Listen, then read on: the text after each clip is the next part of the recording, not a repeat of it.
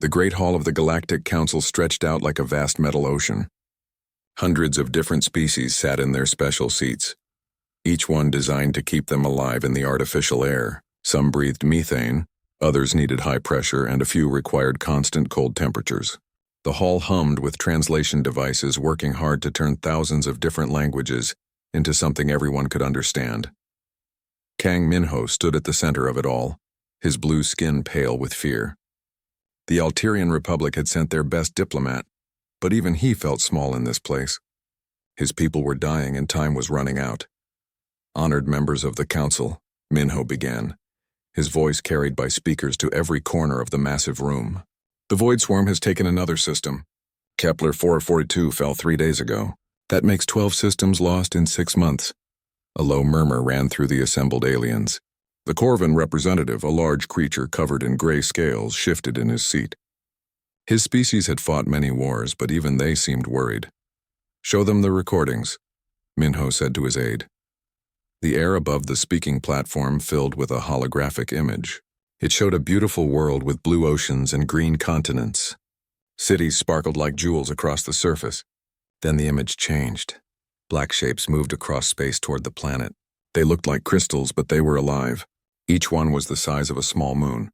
As they got closer, the crystals began to glow with a sick purple light.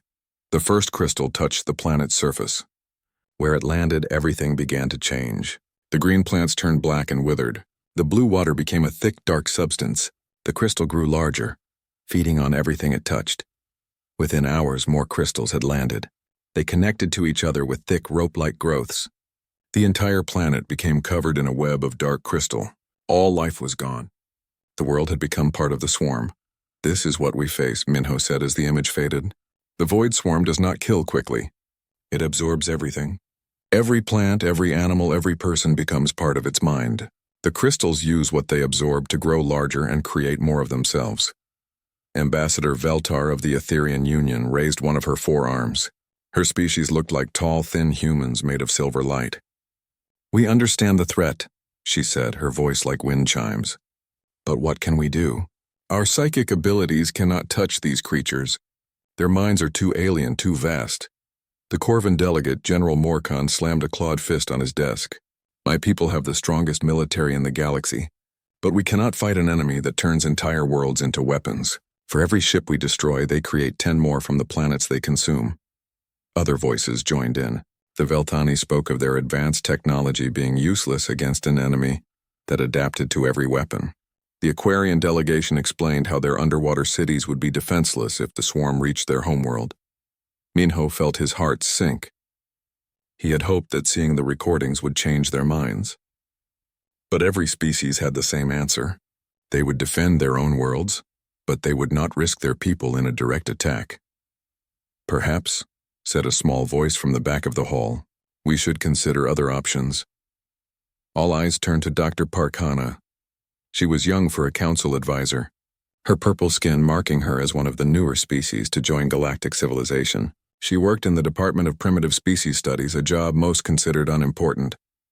"Dr. Park," said Council Speaker Zephlon, his golden skin flickering with annoyance, "this is not the time for academic theories." "With respect, Speaker," Hannah said, standing up from her small desk in the corner, "I have been studying the records of recently discovered species. There might be some who could help us." Several council members made sounds that the translators turned into laughter. General Morcon's scales rattled with amusement. "Child, we are talking about the greatest threat our galaxy has ever faced. What could primitive species possibly do that we cannot?" Hannah pulled up her own holographic display. It showed a small yellow star with several planets around it. One of the planets was blue and green, covered in swirling white clouds. "This is Earth," she said. "We discovered it 2 years ago during a routine survey. The inhabitants call themselves humans. Initial scans classified it as a Class 12 death world." The laughter in the hall died away. A Class 12 death world was considered impossible to live on. Most species would die within minutes on such a planet. "The gravity is 3 times what most of us can survive," Hannah continued. "The atmosphere contains a highly reactive gas that would poison most species. The weather includes violent storms that can level cities. The planet is struck by radiation from its star that would kill most life forms. And yet," she touched a control, and the image zoomed in on the planet's surface. The council members leaned forward in shock. Cities covered the continents. Lights showed millions of inhabitants. Ships moved across the oceans, and strange flying machines filled the skies. 8 billion humans live on this world, Hannah said. They have survived and thrived in conditions that would kill any of us. They have wars among themselves that involve weapons of incredible destruction, yet their population continues to grow. Ambassador Veltar's silver form flickered with confusion. This cannot be correct. No intelligent life could evolve on such a world. The data has been verified 3 times, Hannah replied. Humans are not just alive, they are expanding.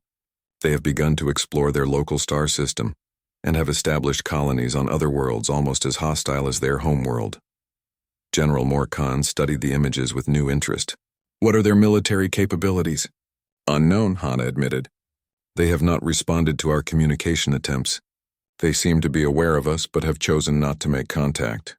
Our long-range sensors show they have developed atomic weapons and spaceflight independently. The council speaker made a dismissive gesture. Even if these humans could somehow help us, why would a primitive species risk themselves for strangers? They have no reason to join our fight. Minho felt a spark of hope for the first time in months. Perhaps they have their own reasons to fear the swarm. A species that has survived on a Deathworld might understand the threat better than we do. This is foolishness, declared Ambassador Quintel of the Merchant Federation. His insect-like body clicked with agitation. We should focus on evacuation plans and defensive strategies, not waste time on impossible hopes. The debate continued for hours. Most council members dismissed the idea of contacting Earth. They argued that primitive Deathworlders could not possibly help against a threat that had defeated the galaxy's most advanced civilizations, but as the day wore on and no other solutions emerged, a few began to wonder, what kind of species could thrive on a world that would kill everyone else? What kind of weapons would they create? What kind of strategies would they develop? As the session finally ended, Minho approached Dr. Park Hannah. Do you really think these humans could help us? Hannah looked at the star charts showing the swarm's advance. In 6 months, maybe less, they would reach the core worlds where trillions lived. I think, she said quietly, that we are about to find out what happens when an unstoppable force meets an immovable object. The swarm has never encountered a species like humans. And what makes humans so special? Minho asked. Hannah smiled grimly. They are the only species we have found that chose to stay on a world that was trying to kill them. Every other intelligent race we know moved to safer planets as soon as they could. Humans looked at their deadly world and decided to make it home. That tells us something about how their minds work. As the Great Hall emptied and the various species returned to their ships, one question hung in the air. Would the galaxy's last hope come from the most unlikely source of all? Only time would tell if the Deathworlders of Earth could succeed where the galaxy's greatest civilizations had failed. Captain Lee Junho stared at the blue and white planet growing larger on his ship's main screen. 3 weeks had passed since the Council voted to investigate Earth, and now the exploration vessel Meridian hung in space just outside the planet's gravity well. Readings confirmed the preliminary data, reported his science officer, a nervous Altarian named Kelmos. Gravity 2.8 times galactic standard. Atmosphere contains 21% oxygen, which is highly corrosive to most species.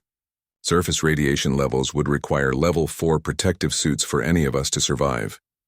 Junho nodded grimly. He had commanded exploration missions to dozens of worlds, but none as hostile as this one.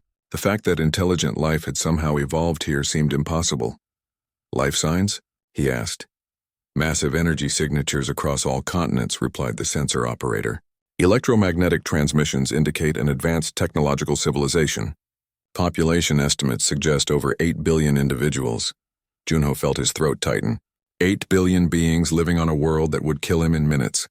What kind of creatures were these humans? Sir, called communications officer Yeshtal from her station. We are receiving a transmission. It appears to be directed at us. Put it through. The main screen flickered and changed to show the interior of what looked like a military command center. A human male sat at a desk wearing a dark blue uniform. He had short black hair and dark eyes that seemed to study everything with sharp intelligence. Unknown vessel, the human said in heavily accented galactic standard.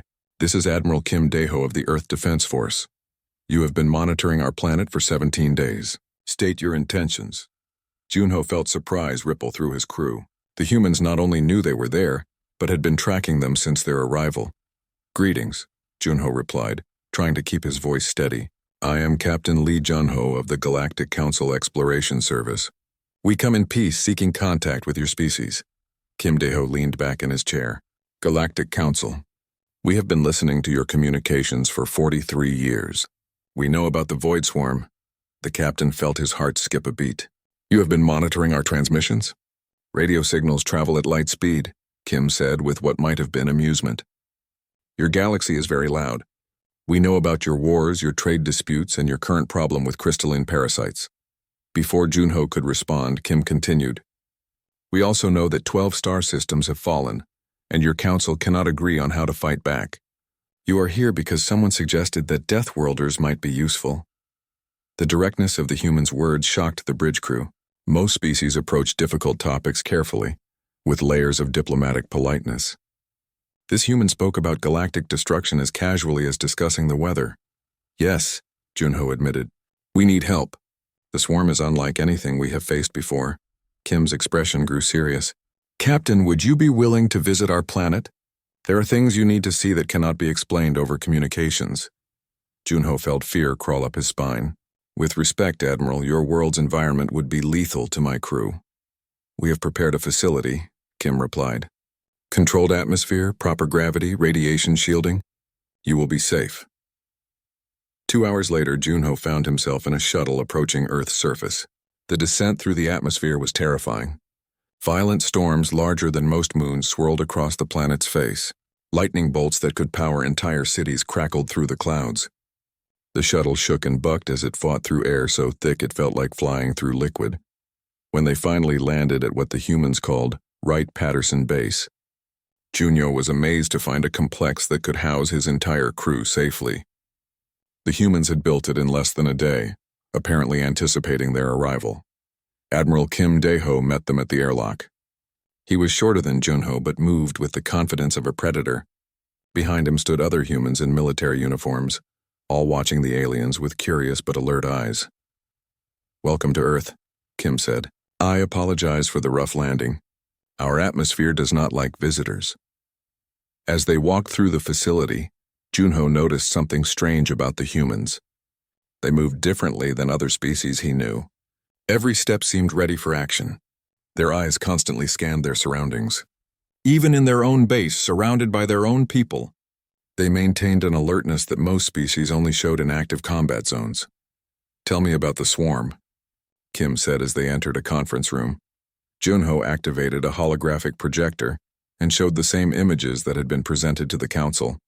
The crystal parasites consuming worlds, the growing network of absorbed planets, the unstoppable advance toward populated systems. The humans watched in silence. Unlike the council members who had shown fear or despair, these beings seemed to be analyzing the information like a tactical problem. "Hive mind," said a human female identified as Colonel Park Soo-young. "Single point of failure if we can find it." "Adaptive capability," added Major Kim Ji-won, "but adaptation takes time.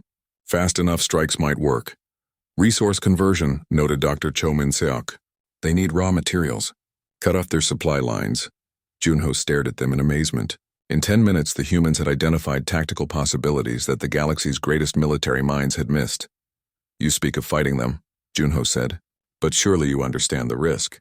These creatures have destroyed civilizations far more advanced than yours." Admiral Kim smiled, and there was something in that expression that made Junho take a step back. "Captain, let me show you something." The walls of the conference room became transparent, revealing the military base beyond. Humans in combat gear were training in environments that hurt to look at. Some fought in chambers filled with toxic gas. Others practiced combat in gravitational fields that should have crushed them. Still others maneuvered through obstacle courses while being bombarded with radiation. "This is our basic training," Kim explained. "Every human soldier learns to fight in conditions that would disable most galactic species. We train for war in environments that most of your people would consider torture chambers." "But why?" Junho asked. "Why put yourselves through such hardship?" Dr. Cho Min-seok answered. "Because our world has been trying to kill us since we learned to walk. Volcanic eruptions, earthquakes, tsunamis, ice ages, asteroid impacts, plague, predators, and 1,000 other threats. We survived by becoming harder to kill than anything trying to kill us.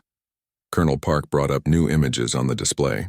They showed human history, but it was unlike the peaceful development most species experienced. Humans had fought wars that killed millions of their own kind. They had survived disasters that would have ended other civilizations. They had faced extinction multiple times and come back stronger. Every human child learns about war, Park explained. We study it, prepare for it, and plan for threats we have never seen. When we learned that other intelligent species existed, our first thought was not how can we trade with them, or how can we learn from them. Our first thought was how would we fight them if we had to. Junho felt a chill that had nothing to do with the controlled environment. You have been preparing to fight us? We have been preparing to fight everyone, Kim said simply. It is what we do. Every human military academy teaches courses on theoretical alien invasion scenarios. We have tactical manuals for fighting energy-based life forms, hive minds, mechanical intelligences, and creatures we have never seen, but might someday encounter. Major Kim Ji-won pulled up another display. Captain, in the past week since we learned you were coming, our military planners have created 14 different strategies for fighting the Void Swarm. 3 of them involve tactics that your own military doctrine would consider insane. Such as? Shunyo asked, though he was not sure he wanted to know. Direct assault on their core hives, Kim Ji-won said matter-of-factly.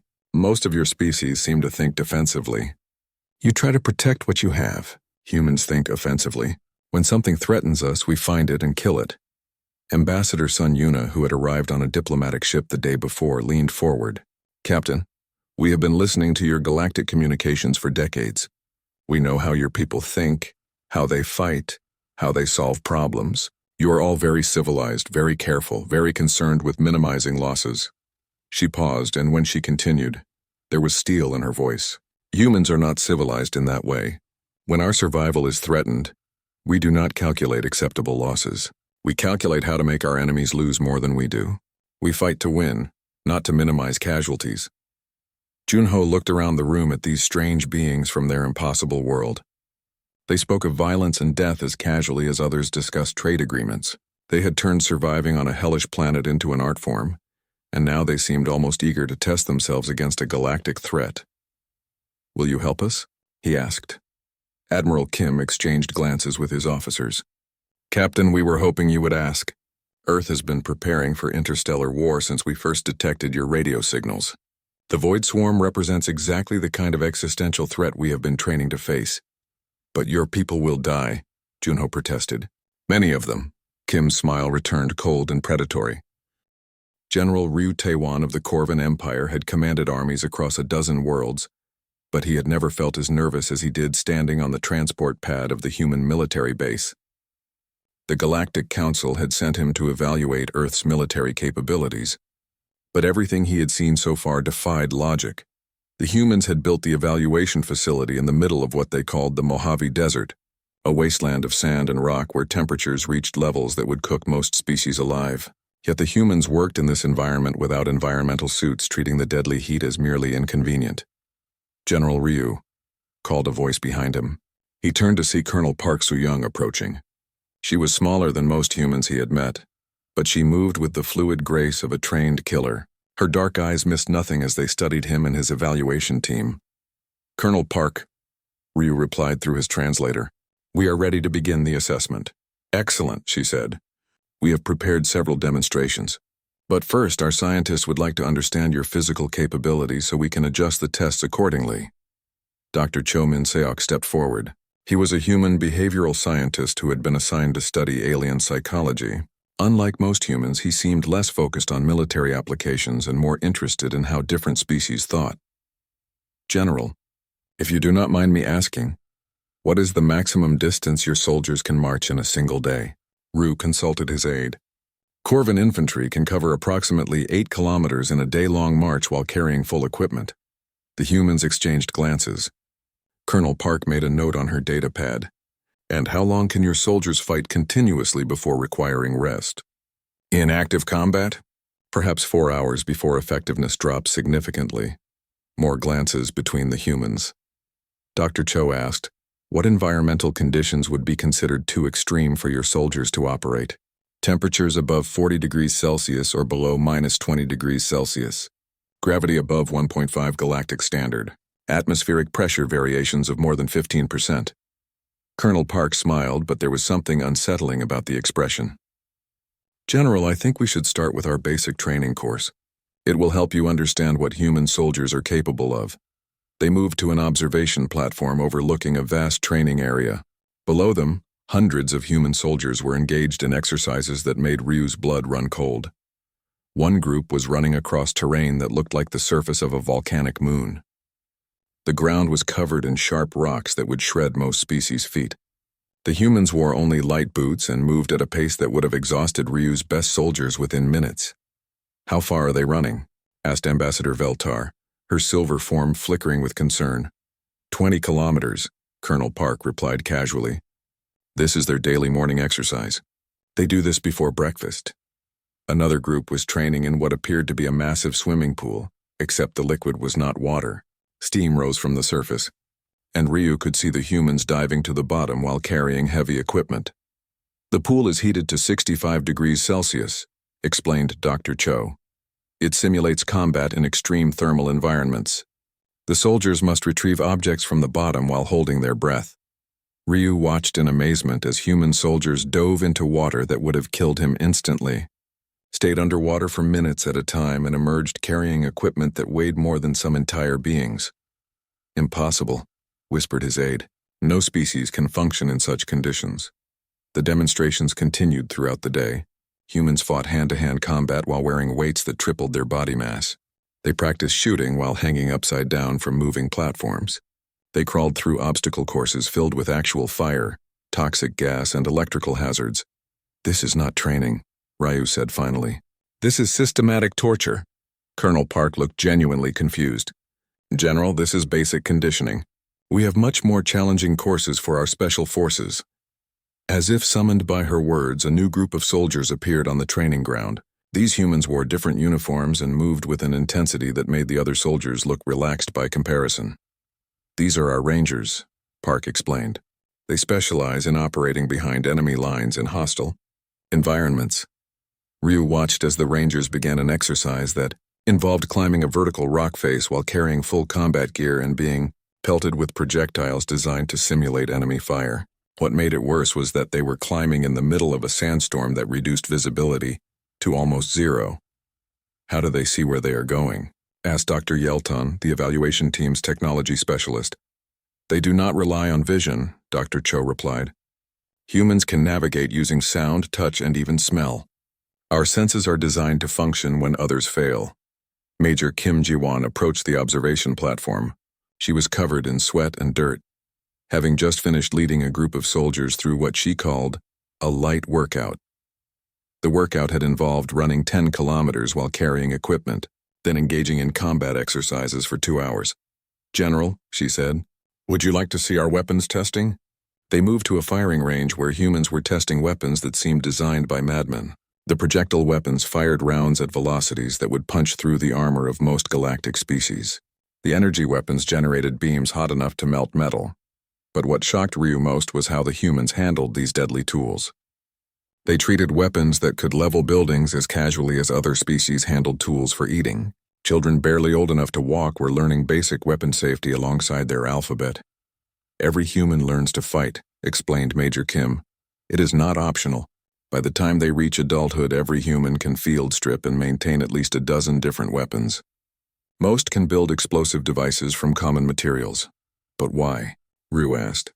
"Your world is not at war," Dr. Cho smiled grimly. "General, our world is always at war. If we are not fighting each other, we are fighting the planet itself. Earthquakes, hurricanes, volcanoes, floods, droughts, plagues, asteroid impacts. Earth attacks us constantly. We learned long ago that survival requires eternal vigilance." The final demonstration was the most disturbing. The humans showed them recordings of something they called disaster response. These were real events where humans had faced natural catastrophes that should have wiped out entire populations. Ryu watched humans running into burning buildings to save others. He saw them diving into floodwaters to rescue trapped civilians. He watched them work for days without sleep to dig survivors out of earthquake rubble. You risk your lives for strangers, observed Ambassador Veltar. We risk our lives. For the group, corrected Colonel. Parks to individual survival means nothing if the species does not continue. Every human understands this from childhood. As the day ended, Ryu found himself in a conference room with the other evaluation team members. They were trying to write a report that would somehow explain what they had witnessed. Their physical capabilities are beyond anything in galactic records, said Dr. Yelton. They can survive in environments that would kill most of us, operate in conditions we would consider uninhabitable, and maintain combat effectiveness far longer than should be biologically possible. Their weapons technology is crude but effective, added the military technology expert. They favor kinetic projectiles and explosive devices over energy weapons. Their approach seems to be, if it is not dead, hit it harder. But it is their psychology that concerns me most, said Dr. Cho Min-seok, reviewing his notes. They do not think like other species. When faced with a threat, most galactic civilizations ask, how can we protect ourselves? Humans ask, how can we destroy the threat? And they do not seek accommodation or compromise. They seek victory. Ambassador Veltar's silver form pulsed with worry. Are we certain we want to unleash such beings on the galaxy? They seem barely controlled. Ryu thought about this question as he prepared his final report. The humans were indeed dangerous, perhaps more dangerous than any species he had ever encountered. They were aggressive, violent, and completely without fear. They treated warfare as an art form and survival as a competitive sport. But as he watched recordings of the Void Swarm consuming entire worlds, he realized something important. Sometimes the greatest threats required the most dangerous solutions.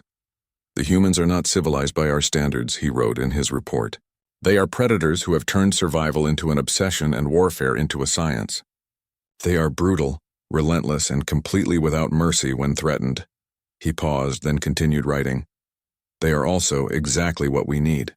The swarm has defeated every civilized response we have attempted. Perhaps it is time to try an uncivilized one. As his ship prepared to leave Earth's orbit, Ryu looked back at the blue and white planet where 8 billion potential warriors lived. He had come to evaluate their military capabilities and found something that both terrified and encouraged him.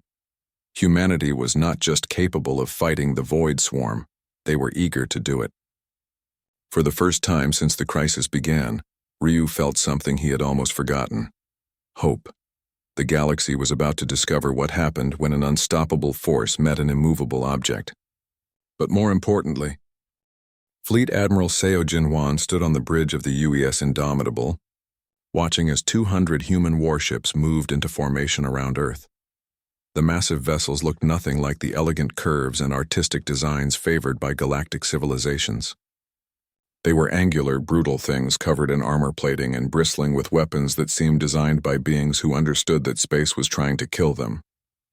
The order from Earth Command had been simple: prepare for war against an enemy that had defeated the galaxy's greatest civilizations. The human response had been swift and overwhelming.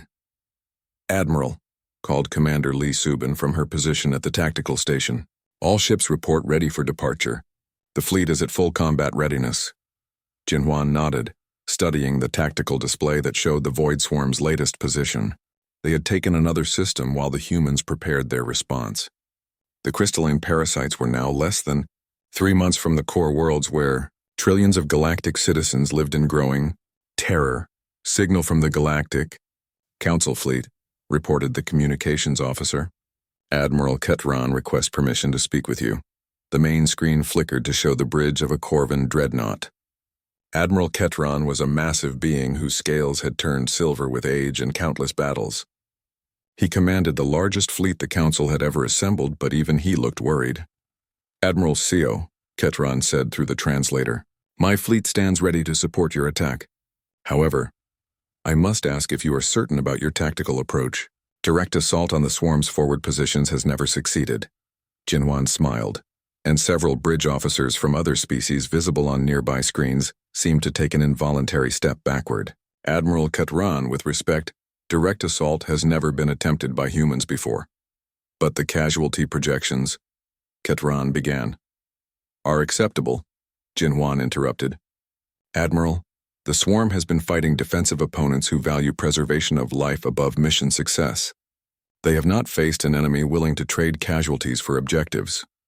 Commander Lee Subin brought up the tactical plan on the main display. The human strategy was elegantly simple and completely insane by galactic standards. While the Council fleet would engage the swarm's outer defenses, the human ships would punch directly through to the core. Hive clusters, you plan to ram through their formations, observed Admiral Ketran with what sounded like admiration and horror. Our ships are designed for it, replied Jinwan. Every human vessel can operate as a kinetic weapon if necessary. We build them to survive asteroid impacts, solar radiation, and gravitational stress that would tear apart most galactic designs. Lieutenant Yun Taiho looked up from his pilot station. Admiral, the Valkyrie Squadron reports ready for attack run. Captain Ominji sends her compliments and requests permission to show these crystals how humans dance. Jinwan felt pride swell in his chest. Minji was one of Earth's best pilots, known for maneuvers that made other species physically ill just watching. Her squadron flew modified fighters that could pull G-forces lethal to most galactic pilots. Signal all ships, Jinwan commanded. This is Admiral Seo to the human fleet. Today we face an enemy that has consumed 12 star systems and threatens to devour the galaxy. They believe they are unstoppable because they have never met a species stupid enough to charge directly at them. He paused, looking at the faces of his crew. These men and women had trained their entire lives for this moment. Not just to fight in space, but to fight against impossible odds with weapons and tactics that more civilized species would consider barbaric. They are about to learn that humans are exactly that stupid, and that stupid can be a very dangerous thing. All ships advanced to attack positions. The human fleet moved forward with a precision that spoke of countless hours of training in Earth's hostile environment.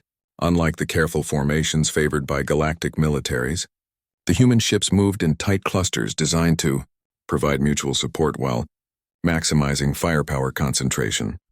Contact with swarm outer screen in 30 seconds, reported the sensor officer. The Naiva's first crystalline shapes appeared on the tactical display.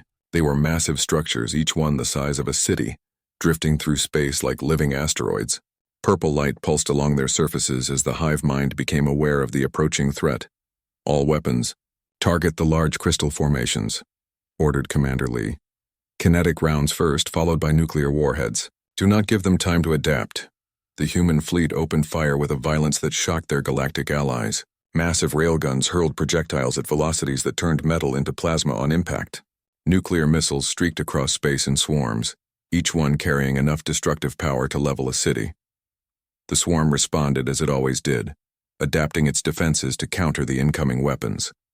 Crystalline barriers grew to absorb kinetic impacts. Energy fields deflected explosive forces. In previous battles, this adaptation had been enough to blunt any attack, but the humans had not finished. Fire pattern Delta, commanded Jinwan. All ships, ramming speed. Lieutenant Yoon pushed the engines to maximum power, and the Indomitable accelerated directly toward the largest swarm cluster. Around them, the entire human fleet followed suit, turning their ships into guided missiles aimed at the heart of the enemy formation. Admiral, called Admiral Ketran over the communications channel, your ships are on collision course. Correct, Jinwan replied calmly. Swarm adapts to weapons. Harder to adapt to being hit by a ship moving at significant fraction of light speed. The swarm's crystalline structures tried to maneuver away from the approaching human ships, but they had been designed for absorbing stationary planets, not for dodging massive objects traveling at incredible velocities. The first impact came when Captain Ominji's fighter squadron punched through the swarm's defensive screen. Her pilots flew with a reckless abandon that made their galactic allies sick to watch. They performed turns and accelerations that should have liquefied their bodies, using their ship's superior acceleration to outmaneuver the crystalline defenders. Valkyrie leader to fleet command, came Minji's voice over the tactical channel, confirming that the crystals do not like being hit with nuclear warheads at close range. Proceeding to ram attack. Before anyone could respond, Minji's fighter slammed into a crystal formation the size of a small moon. The impact released enough energy to light up space for hundreds of kilometers. When the light faded, both the fighter and a significant portion of the swarm cluster were gone. Valkyrie 2, came another pilot's voice, avenging Valkyrie leader. These crystals are about to learn why you do not mess with human pilots. The sacrifice was not in vain. The destruction of the defensive cluster created a gap that the larger human ships exploited with ruthless efficiency. The Indomitable led the charge, its armored hull designed to survive impacts that would shatter most vessels. "Brace for impact," ordered Jinhuan as they approached the main swarm formation. The collision was spectacular. The Indomitable struck the crystalline structure with enough force to split continents. The ship's armor held barely, and they punched completely through the enemy formation to emerge on the other side. Behind them, the rest of the human fleet followed. Some ships were destroyed in the attack, their crews dying as their vessels broke apart against crystalline barriers. But for every human ship lost, massive sections of the swarm were reduced to drifting debris. "Damage report," called Commander Lee. "Hull breaches on decks 7 through 12, reported the engineering officer. "Structural damage throughout the ship, but we are still operational." "Tactical assessment," ordered Jinhuan. "Swarm formation is broken." The tactical officer replied with satisfaction. "Their hive clusters are scattered and unable to coordinate effectively. Galactic Council fleet is engaging the fragments." On the communication screen, Admiral Ketran's expression was one of amazement and horror. "Admiral Seo, your fleet has accomplished in 20 minutes what we have been unable to do in 6 months." "But the cost is acceptable," Jinhuan finished. "Admiral, humans do not fight to minimize casualties. We fight to win. Today we have shown the swarm something it has never seen before. An enemy willing to sacrifice everything to destroy them." As the battle continued around them, Jinhuan watched his crews work with the efficiency born of training in Earth's hostile environment. Damage control teams sealed hull breaches while working in vacuum conditions that would kill most species.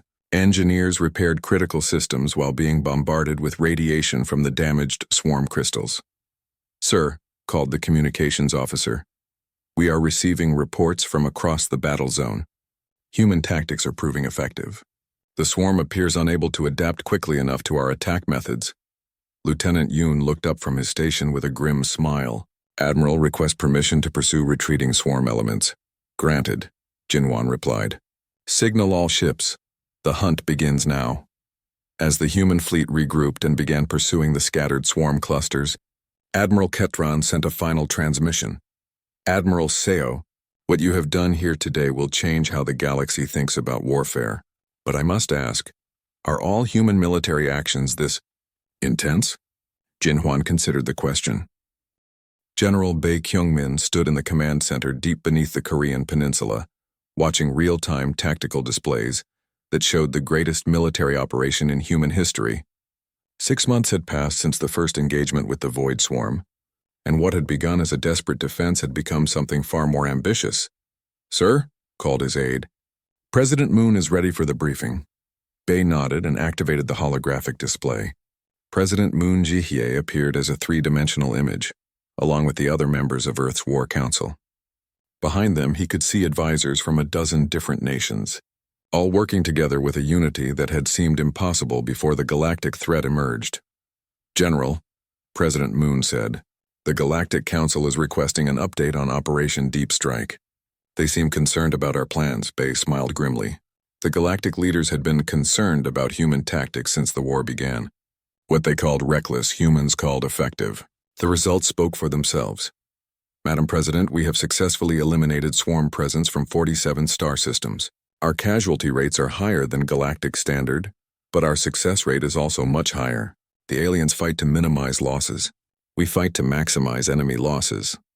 Dr. Lim Soyeon joined the conversation from her laboratory on Luna. She had been studying captured swarm specimens for months, trying to understand how the hive mind functioned. Her discoveries had changed everything. "General President," she said, "I believe we have found their critical weakness. The swarm's collective intelligence cannot process human thought patterns. We think too chaotically, too independently. When our soldiers engage them in close combat, their hive mind actually becomes confused." "Explain," ordered President Moon. "Most galactic species think in organized, logical patterns," Dr. Lim continued. "Their military strategies follow predictable algorithms. The swarm has adapted to counter these patterns. But human minds work differently. We make intuitive leaps, emotional decisions, and creative connections that the hive mind cannot anticipate or understand." General Bae brought up new tactical displays. "This is why Operation Deep Strike will work. Instead of fighting the swarm from a distance like other species, We are going to take the fight directly to their core hive clusters. We will use tactics so unpredictable that their collective intelligence will not be able to respond effectively. The plan was magnificent in its simplicity and terrifying in its audacity. Admiral Park Wanshik would lead a fleet of human dreadnoughts directly into the heart of swarm territory, while Marine battalions under Captain Jung Hansel would board the hive ships themselves and fight the crystals hand-to-hand in the vacuum of space. The Galactic advisors believe this plan is suicide, President Moon observed. They are probably correct, Bay admitted, but they do not understand human psychology. We have been preparing for scenarios like this our entire existence. Every disaster movie, every military simulation, every survival training program has been practiced for exactly this moment. 2 weeks later, Admiral Park Wanshik stood on the bridge of the UES Retribution as his fleet approached the swarm's primary hive cluster. The massive crystalline structure stretched across space like a malignant city, pulsing with the absorbed life force of 12 star systems. "Admiral," reported his tactical officer, "we are detecting massive swarm reinforcements converging on our position. They know we are coming." "Of course they do," Park replied calmly. "That is the point. Captain Jung, are your Marines ready?" On the display screen, Captain Jung Hansel appeared in full-powered armor. Behind him, 2,000 of Earth's finest soldiers prepared for what would either be the most glorious victory or the most spectacular defeat in human history. "Sir, my Marines are ready to show these crystals what happens when you threaten human space," Jung said with the confidence that came from training in Earth's most hostile environments. The battle began with a display of firepower that lit up space for light years around. Human ships launched everything they had at the hive cluster: nuclear missiles, kinetic projectiles, energy weapons, and finally themselves. The swarm responded with defensive barriers and weapon systems that had destroyed previous galactic fleets. But the humans had not come to fight a conventional battle. All ships, "Ramming speed," ordered Admiral Park. "Target the primary hive nodes. We are going inside."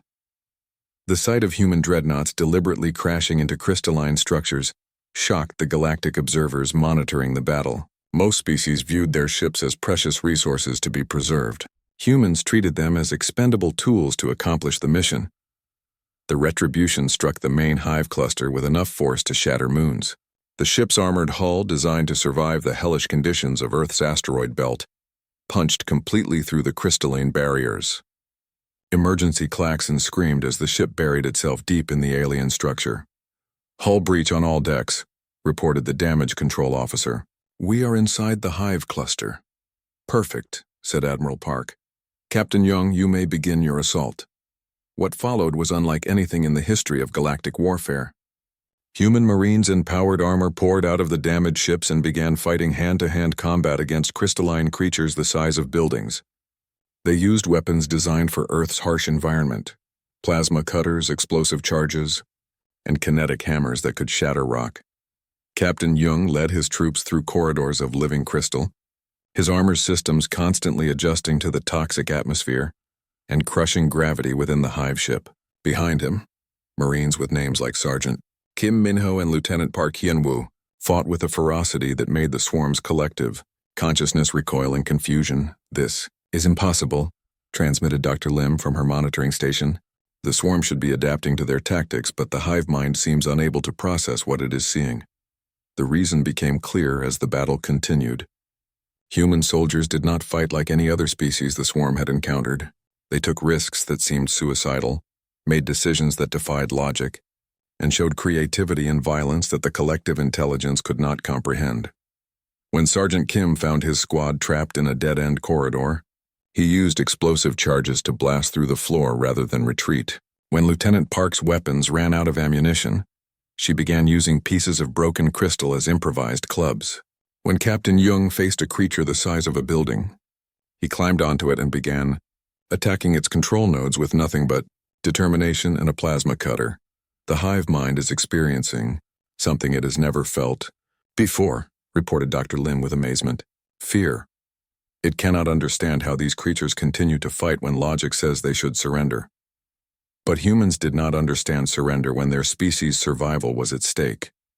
They fought with the desperation of beings whose homeworld had been trying to kill them since they learned to walk.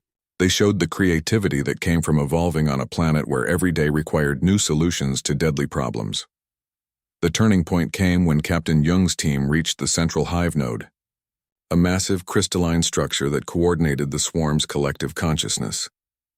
Instead of trying to destroy it with weapons, Young made a decision that would have horrified any galactic military advisor. He ordered his Marines to physically tear it apart with their bare hands. The sight of humans literally wrestling with a hive mind that had absorbed the intelligence of billions was so alien, so incomprehensible, that the swarm's collective consciousness simply stopped functioning in that sector.